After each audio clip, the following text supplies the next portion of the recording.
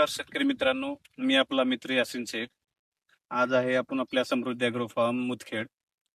तर शेतकरी मित्रांनो, पाठीमागचा व्हिडिओ बी याच प्लॉटवरून आपण केला, पण त्यावेळेस सगळे प्लॉट आणि सगळ्या किडी वगैरे सगळ्याबद्दल होता.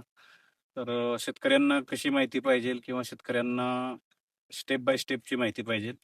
त्याच्यासाठी आपण शेतकरी मित्रांनो आज आपण एक असा व्हिडिओ बनवत आहे, की समृद्धी पॅटर्नची केळी आणि समृद्धी पॅटर्नमध्ये कुठली-कुठली पिकं लागतात आणि समृद्धी पॅटर्नमध्ये शेतकऱ्यांना काय सांगितलं जातं किंवा हा पॅटर्न काय आहे, कसा समजला पाहिजे.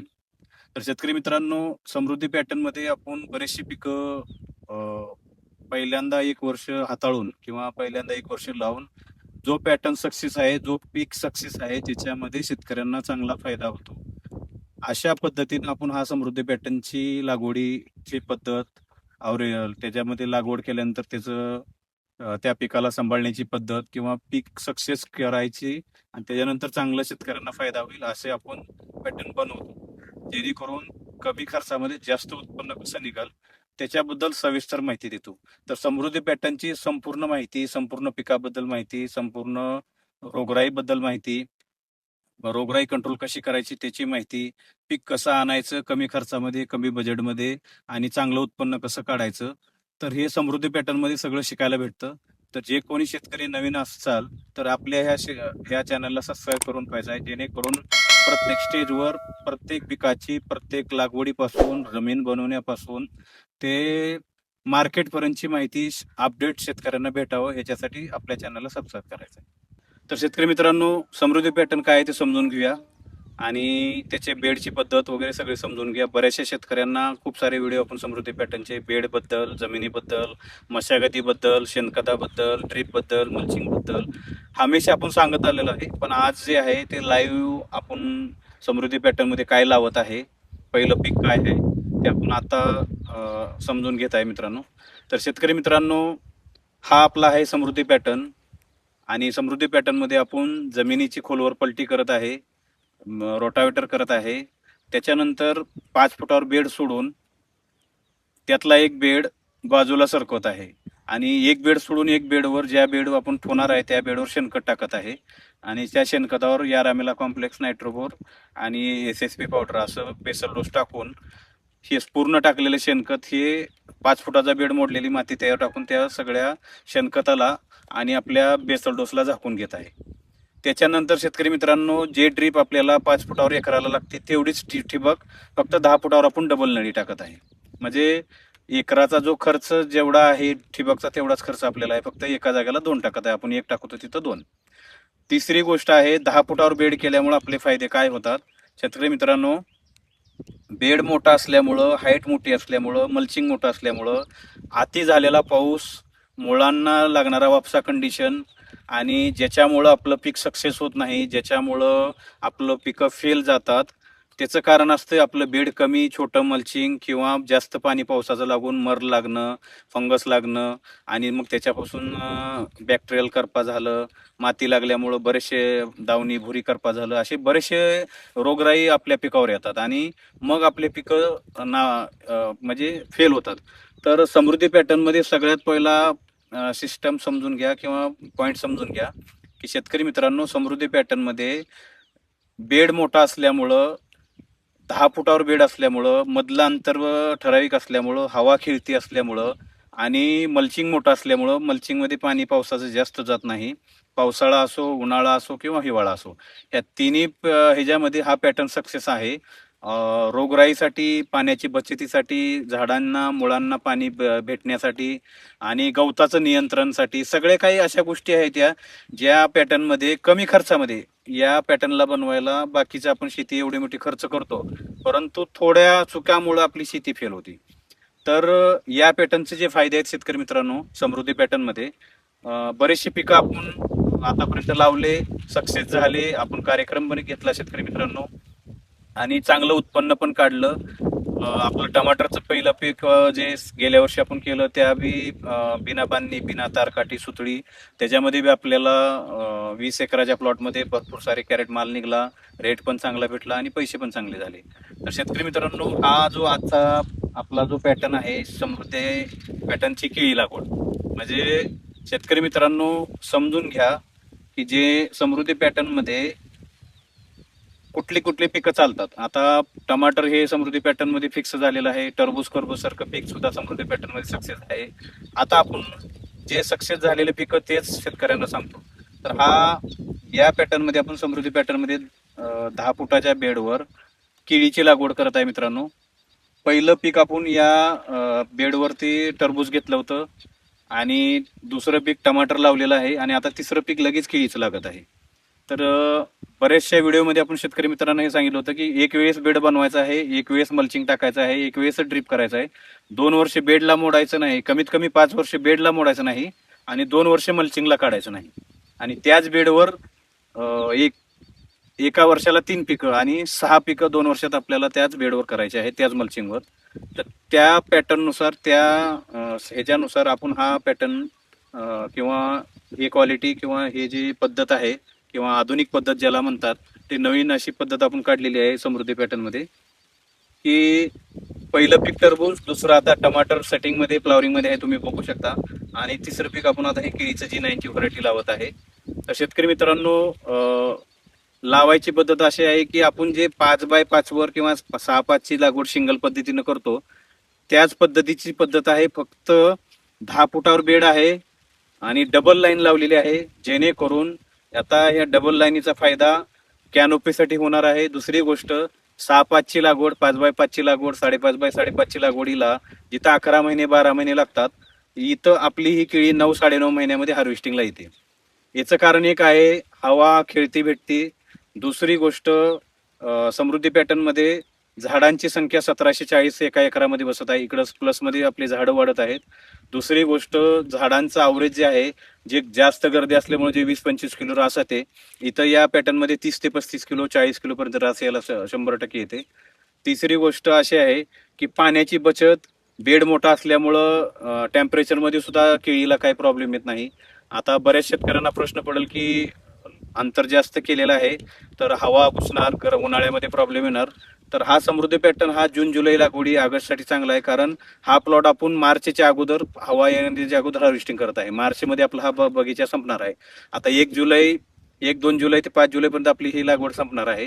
तर हा प्लॉट आपण 5 मार्च ते 15 मार्च पर्यंत हार्वेस्टिंग सुरू होईल आणि 15 एप्रिलच्या अगोदर हा बगीचा आपल्याला खाली करायचा आहे. आता बऱ्याच शेतकऱ्यांना प्रश्न पडणार आहे की केळी हे 12 महिन्याचं पीक आहे आणि 9 ते 10 महिन्यात बगीचा कसा खाली होईल. तर शेतकरी मित्रांनो, आपण गेल्या वर्षी सुद्धा 25,000 झाड होतं आपलं मल्चिंगवरचं. 6-5 ची लागवड होती, तरी सुद्धा आपण 15 मार्चला सुरुवात करून 15 एप्रिल ते एप्रिल एंडिंग पर्यंत पूर्ण बगीचा खाली केला होता. 10व्या महिन्यात बगीचा सगळा आपला खाली झाला होता. तर आता तर अजून त्याच्यापेक्षा सुद्धा 2-3 फुटानंतर वाढलेलं आहे. हवा खेळती राहणार आहे आणि तुम्हाला या प्लॉटचे व्हिडिओ वेळोवेळी येणार आहेत. तर शेतकरी मित्रांनो, जसं समृद्धी पॅटर्न मध्ये आता केळीची लागवड तर तुम्हाला दावलेली आहे.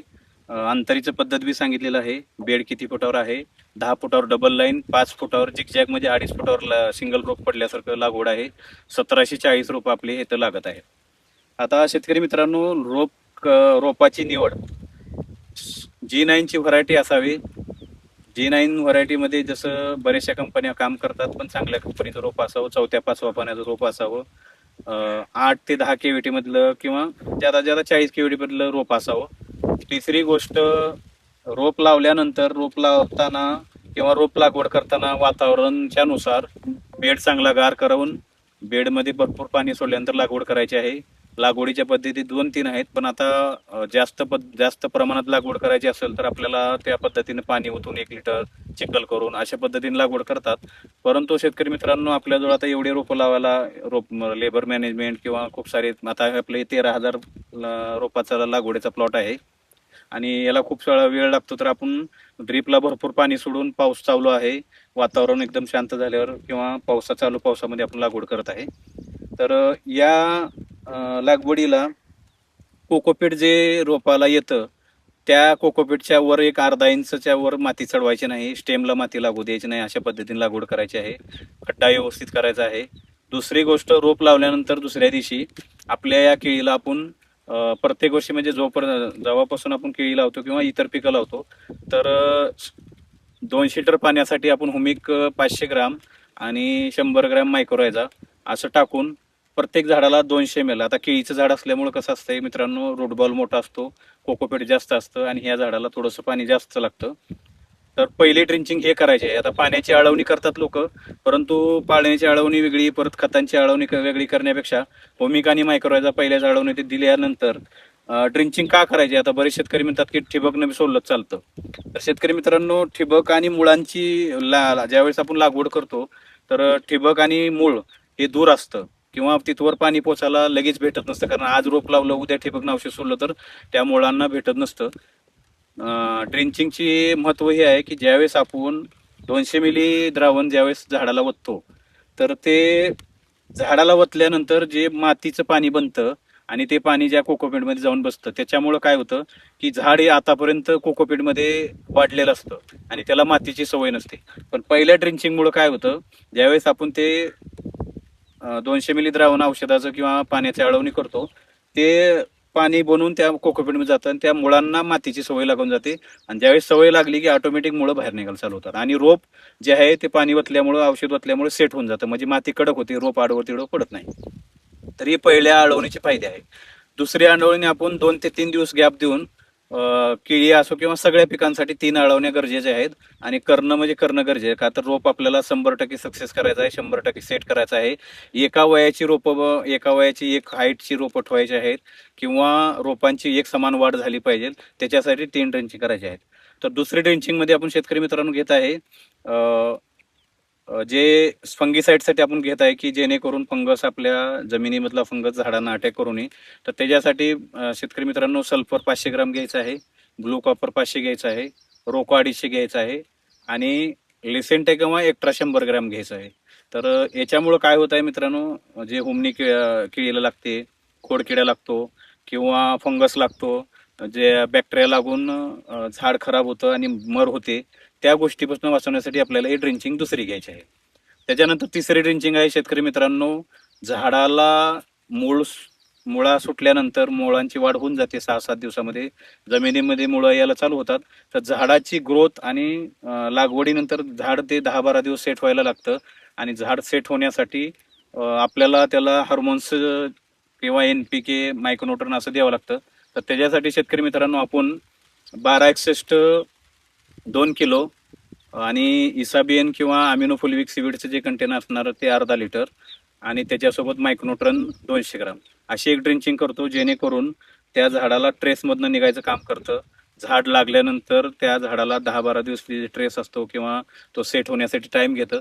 या ड्रिंचिंगमुळे झाड काय फॉस्फरस भेटून जातं, मायक्रोन्यूट्रन भेटून जातं, अमिनोफोलिक सिविडचे असे कंटेंट भेटून जातात, थोडेफार हार्मोन्स भेटून जातात, ज्याच्यापासून झाड स्ट्रेसमधनं निघून ग्रोथला लागून जातं आणि ऍक्टिव्हपणामध्ये येऊन जातं. आता शेतकरी मित्रांनो, तुम्हाला ड्रेंचिंगची पद्धत सांगितली. आता केळीला काय अन्नद्रव्ये लागतात. तर शेतकरी मित्रांनो, केळी हे असं पीक आहे, याला सुरुवातीच्या 3 महिन्यामध्ये 3 बेसल डोस द्यायचे आहेत शेतकरी मित्रांनो.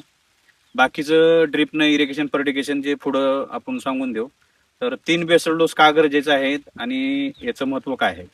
तर पहिल्या महिन्यात केळी लागवड करताना बेडवर पहिली बेसल डोस घेणे गरजेचं आहे किंवा रोप लावल्यानंतर 10 ते 12 दिवसाच्या आत पहिला बेसल डोस झाला पाहिजे. सगळ्यात सोपी पद्धत आहे बेड बनवताना केलेलं चांगले अतिउत्तम आहे. तर पहिल्या बेसल डोसमध्ये शेतकरी मित्रांनो, केळी जर तुम्हाला चांगल्या क्वालिटीची काढायची आहे, एक्सपोर्ट क्वालिटीची काढायची आहे, बाहेर देशामध्ये केळीला निर्यात करायची आहे किंवा चांगला रेट भेटायचा आहे, चांगला अवरेज काढायचा आहे, तर पहिल्या बेसल डोसमध्ये यारामेला कॉम्प्लेक्स एकरी 2 बॅगा जे 25 किलोचे असतात, एक नायट्रोबोरची बॅग 25 किलोची आणि त्याच्यासोबत एक DAP किंवा तुमचं सिंगल सुपर फॉस्फेट 4 बॅगा एकरी हा पहिल्या बेसल डोस मध्ये टाकायचा आहे. तर केळीला जास्त करून सल्फर, फॉस्फरस, नायट्रोजन आणि पोटॅशची जास्त गरज असते आणि त्याच्यानंतर मग कॅल्शियम आहे, नायट्रोजन आपलं बोरान आहे, मायक्रोन्यूट्रन आहे, असे काही ग्रेड लागतात. परंतु यारामेला कॉम्प्लेक्स मध्ये कसं आहे शेतकरी मित्रांनो, बरेचसे कंटेंट भेटतात. आता मी बरेच वेळा वापरलं, पिकांना चांगला फायदा भेटत आहे, जेणेकरून बरे 2500-2600 रुपयाला जरी बॅग असले पण 99% अवेलेबल फॉर्म मध्ये होत आहे. 60 दिवस एक समान झाडाला देत असतो. तर पहिला बेसल डोस आपल्याला हा भरायचा आहे. दुसरा बेसल डोस दुसऱ्या महिन्यामध्ये, लागवडीची तारखेनुसार तारीख चुकवू नका, कारण केळी हे 3 महिन्यामध्ये आपल्याला जे कमळ टाकणार आहे 6 महिन्यानंतर 5 महिन्यानंतर वातावरणानुसार ते कमळ 3 महिन्यामध्ये बनत असतं किंवा त्याच्यामध्ये गर्भधारणा होत असते. ते गर्भधारणा हे 3 महिन्याच्या अगोदर होत असते. त्याच्यासाठी सुरुवातीच्या 3 महिन्यामध्ये 3 डोस जाणं गरजेचं आहे केळीला.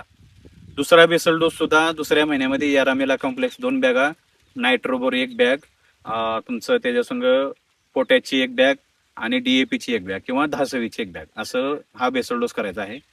आणि तिसरा बेसल डोस शेतकरी मित्रांनो 3ऱ्या महिन्यामध्ये यारामिला कॉम्प्लेक्स 2 घ्यायचा आहे, नायट्रोबोर 1 घ्यायचा आहे, SOP 1 घ्यायचा आहे. आता इथं SOP का घ्यायचा आहे शेतकरी मित्रांनो 3ऱ्या महिन्यामध्ये? बुंदाची साईज वाढण्यासाठी, गर्भधारणा मजबूत होण्यासाठी, पोटॅशची अवेलेबलता जास्त प्रमाणात झाडाला ज्यावेळेस 4-5व्या महिन्यात निसवणच्या टायमाला लागते त्यावेळेस पोटॅशची गरज असते, त्यावेळेस अवेलेबल फॉर्ममध्ये होण्यासाठी तिथं SOP ऍड करायचा आहे शेतकरी मित्रांनो. 1 थैला आणि त्याच्यासोबत पॉलिसल्फेट घेतलं तरी बी चालतंय 50 किलो. असं करून हा तिसरा बेसल डोस आपल्याला कम्प्लीट करायचा आहे. शेतकरी मित्रांनो आता केळी लागवडीचा बेसल डोस सांगितला आपण. याच्यानंतर आता समोरचा जो पॉईंट आहे, केळी लावल्यानंतर रोप लावा किंवा खण लावा, पण रोप लावलेला अतिउत्तम असतं. रोपाची केळी 3 वर्षे 4 वर्षे ठेवता येते. तर केळीचं रोप लावल्यानंतर हे ड्रिंचिंग झाले, बेसल डोस झाले, परंतु 3 महिन्यापर्यंत केळीचा हा पोंगा अटकत राहतो. बऱ्याचशा शेतकऱ्यांच्या समस्या आहेत, बरेचसे मेसेज येतात. शेतकरी मित्र आमची म्हणजे केळीच्या पोंग्यावर डाग येत आहे, करपल्यासारखी वाटत आहे, झाडाचा वरला जो पोंगा अटकून बसत आहे, खुलत नाही. तर शेतकरी मित्रांनो हे जो कुठला रोग नाही आहे, हा जो प्रकार आहे हा कॅल्शियम डिफिशियन्सीचा प्रकार आहे. तर प्रत्येक आठवड्याला 3 महिन्यापर्यंत 8 ते 10 दिवसाला पोंगापुरणी करणे गरजेचं आहे, जेणेकरून पानांची संख्या, पानं जे आहेत घुमत निघले पाहिजे, पानावर G9चं कॅरेक्टर आले पाहिजे, पानामध्ये जे मजबूती म्हणतो, झाडामध्ये जे मजबूती पाहिजे ते आले पाहिजे, किंवा झाडाची पुंगळी उडगडून निघली पाहिजे. आणि झाड जे हमेशा ट्रेसमध्ये न राहता हमेशा एकदम फ्रेशमध्ये राहून चांगली वाढ झाली पाहिजे. 9 ते 9.5 महिन्यामध्ये बगीचा हार्वेस्टिंगला आला पाहिजे. त्याच्यासाठी सुरुवातीच्या 3 महिन्यामध्ये ही काळजी घ्यायची आहे, जेणेकरून 10 दिवसाला कॅल्शियम ऑक्साईड जे ज्या पिकामध्ये जसं याराचं स्टॉपिट येतं, कॉम्पोचं किंवा ह्याचं कॅबमॅग नावानं येतं, जे ऑक्साईड कॅल्शियम आहे ते 1 लिटरला 2 ml च्या प्रमाणात यूज करायचं आहे. त्याच्यासोबत शेतकरी मित्रांनो बोरान 1 ml किंवा ऑक्साईड बोरान घेतलं चालतंय किंवा साधं बोरान ते राहावं. तिसरी गोष्ट त्याच ह्याच्याबद्दल आपल्या पोंगा भरणीमध्ये एखादं अॅमिनो, फुलविक, सीवीड, मायक्रोन्यूट्रॉन जे कंटेन घटक ज्यामध्ये मिक्स असतात, अशामधला एक प्रकार इसाबिन झालं, बायोटा झालं, जे काही आयडॉल झालं, पोलनचं, असे काही कंपनीचे औषध आहेत जे पानांना गॅपमध्ये किंवा गॅप पुंगळी उडगण्यासाठी काम करतात. ते सुद्धा त्यात 1 ते 1.5 ml वापरून प्रत्येक 10 दिवसाला जर पोंगा भरणी केली तर शेतकरी मित्रांनो केळीची स्टेज, केळीचं तुमचं समोरचा 1 महिना कव्हर करून देते केळी, वाढ चांगली होती या वातावरणात. आणि पोंगा भरणीमध्ये केळींचे जे काही प्रॉब्लेम, डिफिशियन्सी असेल, कॅल्शियमची डिफिशियन्सी असेल किंवा कुठल्याही ह्याची अन्नद्रव्याची डिफिशियन्सी कव्हर करून देते. तर हे पोंगा भरणी करण्याची गरज आहे.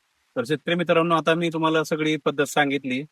आता ड्रीप ऍप्लिकेशन मध्ये साध्या आणि सोप्या भाषेमध्ये जर आपल्या जुन्या पद्धतीने ड्रीप करायचं आहे, ड्रीपनं खतं सोडायचे आहेत, तर दर चौथ्या दिवशी युरिया 4 किलो, महादनचं 24-24-0 2 ते 3 किलो, पांढरं पोटॅश 2 ते 3 किलो आणि मॅग्नेशियम 2 किलो.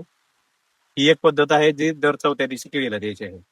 दुसरी पद्धत आहे, जर तुम्हाला अजून बी एक्सपोर्ट क्वालिटीचा माल काढायचा आहे, केळीची लवकर वाढ करवायची आहे, तर 17-0-17 यारा कंपनीचं येतं, जे आठवड्यातनं एकदा 5 किलो जर दिलं किंवा आठवड्यातनं 2 वेळा 5 किलो जरी दिलं एकरी तरी सुद्धा चालतं, ज्याच्यामुळं तुम्हाला त्या यारामेला कॉम्प्लेक्स याराच्या 17-0-17 मध्ये नायट्रोजन, फॉस्फरस, पोटॅश आणि बाकीचे काही 7-8 त्याच्यामध्ये जे अन्नद्रव्य आहेत ते झाडाला भेटतात आणि झाडावर कुठल्याही प्रकारची डिफिशियन्सी दिसत नाही किंवा झाडाला कुठल्याही प्रकारचे हे प्रॉब्लेम दिसत नाही. तर शेतकरी मित्रांनो हे जरी शेड्यूल चालवलं 17-0-17चं, रेट सगळ्याच इथे खूप महाग आहेत, परंतु हे चालवायचं आहे. आठवड्यातनं एकदा जरी चालवलं तरी चालतं. त्याच्यामध्ये मग आपण स्लरी आपली गोकृपा जे आपण जर सोडत राहिलो तर आपण आपला 50% खर्च इकडे खतांचा कमी करू शकतो. तर हे झालं तुमचं वर्षभराच्या नियोजनामध्ये खतं 5व्या-6व्या महिन्यापर्यंत 17-0-17 चालवायचं आहे. आणि त्याच्यानंतर जेव्हा निस्वन चालू होते, निस्वन चालू म्हणजे ज्याला येण म्हणतो आपण किंवा निस्वन म्हणतो किंवा कमळ निघण्याची पद्धत म्हणतो, तिथून पुढे आपल्याला 12-0-23 चालवायचं आहे याराचं. तर त्याच्यामुळे एक समान निसवण होते, वादीमध्ये अंतर चांगला येतो. अशा काही गोष्टी आहेत त्याच्या मेजर आपण स्वतः युज केल्या तर त्याच्यामुळे आपल्याला फायदा झाला ते आपण शेतकऱ्यांना सांगतो. तर शेतकरी मित्रांनो हे झालं निसवण. तर केळीमध्ये खर्च, बजेट आणि आता हे जे प्रॉब्लेम आहेत किंवा एका झाडाला किती खर्च येतो ना त्याच्यापासून उत्पन्न किती. तर शेतकरी मित्रांनो या सगळ्या खर्चामध्ये ड्रीप झालं, मल्चिंग झालं, बेसल डोस झाले, रोपांची झालं, परत तुमचं शेणखत झालं किंवा त्याच्यानंतर तुमचा प्रॉब्लेम जो माल मार्केटला काढण्यापर्यंत. आता ह्याच्यामध्ये दोन प्रकार आहेत शेतकरी मित्रांनो. लोकल मार्केट करायचं असेल तर साध्या पद्धतीने केळी सांभाळायची आहे. तुम्हाला एक्सपोर्ट करायचं आहे. एका एकरामध्ये 4 लाख 5 लाखाचं उत्पन्न काढायचं आहे. 30 ते 40 टन केळी काढायची आहे आणि त्याला फ्रूट केअर करून, बॅगिंग करून, बड इंजेक्शन करून, बॅग लावून, टॅगिंग करून आणि तो माल आपल्याला 9 फण्या ठेवून ह्याच्यामध्ये आपल्याला एक्सपोर्ट करायचा आहे. तर त्याच्यासाठी झाडाचा खर्च जो आहे तो आजच्या महागाईच्या ह्याच्यामध्ये 120 रुपये ते 130 140 रुपये खर्च येतो झाडाला. आणि साध्या पद्धतीने केळी केली तर 100 ते 110 रुपये येतो. परंतु शेतकरी मित्रांनो 110 रुपयाची केळीचा खर्च केलेल्या झाडाला त्याचं 200 ते 250 रुपये बनतात आणि ज्या झाडाला आपण 110-20 रुपये जास्त करून जसं 130 140 रुपये खर्च करून झाडाला तोच झाड आपलं 400 ते 500 रुपयाचं बनतं. त्याचं कारण एक आहे की एक्सपोर्टचा माल जो आहे कमीत कमी रेट असला तरी ते 16 ते 18 रुपये किलो किंवा 20 रुपये किलो पर्यंत जातो एक्सपोर्टला, बॉक्स पॅकिंगला आणि पंजाब कटिंगला. आणि जर लोकल मार्केटला कॅरेटला दिलं पीक तर आपल्याला ते 10-12 रुपयाचा रेट भेटतो, म्हणजे अर्ध्या रेटचा फरक पडतो. इकडं 20 रुपयाच्या किंवा 18 रुपयाच्या किलोच्या रेटनं 400 ते 500 रुपये झाडाचं बनतात आणि 10 रुपये किलोच्या रेटनं 20-22 किलो झाडाचं मग 200 ते 250 रुपये बनतात. प्लॅनिंग करताना शेतकरी मित्रांनो एक्सपोर्ट क्वालिटीच्या मालाचं करा. जेणेकरून ज्याला केळीला फ्रूट केअरची गरज असते, ज्यावेळेस निसवण चालू झाली फ्रूट केअर करून घ्या, बड इंजेक्शन करून घ्या थ्रिप्सचं. जसं आपण आता समोर लाईव्ह डेमोमध्ये सगळ्या प्रकारचे आपण ज्या त्या स्टेजमध्ये ज्या त्या ह्याच्यामध्ये पोंगा भरणीचा व्हिडिओ असेल, परत तुमचा ड्रिंचिंगचा व्हिडिओ असेल किंवा त्याच्यानंतर बेसल डोसचा व्हिडिओ असेल, असं प्रत्येक स्टेजला केळी हार्वेस्टिंग पर्यंत तुम्हाला व्हिडिओ देणार आहे. केळी पिकाबद्दल असो, टमाटर पिकाबद्दल असो किंवा टरबूज खरबूज बद्दल असो, शिमला मिरची असो, हिरवी मिरची असो, जेवढे काही दोडका कारलं जे काही पिकं लागतात आपल्या समृद्धी पॅटर्न मध्ये ते आपण स्टेज वाईज सगळ्या शेतकऱ्यांना आता इथून पुढून प्रत्येक वेळेस देत राहणार आहे. तर शेतकरी मित्रांनो केळी हे पीक असं आहे की वर्षभरामध्ये रिस्क डिवाइड केलं पाहिजे शेतकऱ्यानं. एकाच पिकामध्ये सगळे शेतकरी पळतात आणि मग रेट न भेटल्यामुळं किंवा माल न निघल्यामुळं फेल होतात आणि मग शेती करण्याची शेतकऱ्याची इच्छा निघून जाते. तर त्याच्यासाठी आपण समृद्धी पॅटर्न मध्ये शेतकऱ्यांना हे समजत राहतो की आपल्याजवळ अशी पिकं असली पाहिजे जेणेकरून एक पीक जरी आपल्याला नुकसानमध्ये रेटमुळं ह्याच्यामुळे गेलं तर दुसरं पीक आपल्याला त्याच्यामुळे तारलं पाहिजे. तर वर्षभरामध्ये तिन्ही हंगामामध्ये केळी येण्यासाठी असे 2-3 2 जसे शेतीच्या नुसार आपल्या पिकं करा की वर्ष मध्ये एक पीक आपलं असं फिक्स येणं की जेणेकरून आपल्याला एकरी वर्षाला 4-5 लाख रुपये देऊन जाणारं केळीसारखं पीक झालं. त्याच्यानंतर हवामानानुसार टमाट्याचं पीक झालं, टरबूज खरबूजचं पीक झालं, मिरचीचं पीक झालं. तर रिस्क डिवाइड करून शेतकऱ्यांनी ते लावायचं आहे. शेतकरी मित्रांनो आपल्याला समृद्धी पॅटर्न किंवा समृद्धीमध्ये कमी खर्चामध्ये जास्त उत्पन्न किंवा समृद्धी पॅटर्न मध्ये कुठले कुठले पिकं लागतात किंवा समृद्धी पॅटर्न मध्ये कसं काय काय आधुनिक पद्धतीची शेती केली जाते, किती एरियामध्ये केली जाते, कुठली कुठली पिकं लागतात, असे खूप सारे असे पिकं आहेत शेतकरी मित्रांनो जे आपल्याला कमी खर्चामध्ये कमी बजेटमध्ये जे विनाकारण खर्च करून ते आपण नुकसानमध्ये जातो. तर अशा पिकांची आपल्याला जर बचत करायची आहे, अशी पिकं पैशाची बचत करून चांगलं उत्पन्न काढायचं आहे तर च्या चॅनलला आपल्याला सबस्क्राईब करून ठेवायचं आहे जेणेकरून प्रत्येक वेळोवेळी स्टेजला प्रत्येक ह्याला आपले व्हिडिओ येणार आहेत आणि शेतकऱ्यांना फायदा होईल किंवा शेतकऱ्यांना चांगला फायदा व्हावा यानुसार आपण व्हिडिओ बनवत आहे की याच्या मागे कुठलाही प्रकारचा शेतकरी मित्रांनो फायदा बघून नाही की शेतकऱ्यांच्या फायद्यासाठी शेतकऱ्यांच्या हितासाठी किंवा शेतकऱ्यांनी शेती चांगली करावी, कमी खर्चामध्ये करावी, कमी बजेटमध्ये करावी आणि शेतकरी हे चांगले जे नुकसानमध्ये आहेत ते चांगल्या फायद्यामध्ये यावं यासाठी आपण व्हिडिओ बनवत आहे. तर शेतकरी मित्रांनो समृद्धी पॅटर्नला समजण्यासाठी किंवा समृद्धीचं जे काही मार्गदर्शन असतं, समृद्धीमध्ये काय शेड्यूल दिलं जातं, समृद्धीमध्ये जे शेतकरी आपल्या ग्रुपला जॉईन झालेले आहेत किंवा जे शेतकरी फोन करतात त्यांना योग्य मार्गदर्शन, स्लरी कशी करायची, खुरपा कसं द्यायचं, बॅक्टेरिया कशा द्यायच्या, कुठल्या स्टेजला द्यायच्या, फ्लावरिंग मध्ये काय द्यायचं, लागवडीच्या पद्धतीने काय द्यायचं, कधी लावायचं, मार्केट रेट कधी राहतील, किंवा कुठल्या पिकामध्ये कवा लावल्यानंतर काय शेतकऱ्यांना 2 पैसे राहतील, असे सगळे अपडेट्स किंवा सगळी माहिती आपण शेतकऱ्यांना वेळोवेळी देत राहत असतो. तर शेतकरी मित्रांनो, आपल्या समृद्धीच्या जो आपला चॅनल आहे त्याला सबस्क्राईब करून ठेवायचा आहे, व्हिडिओला लाईक करायचा आहे आणि इतरांना पण शेअर करून ठेवायचा आहे.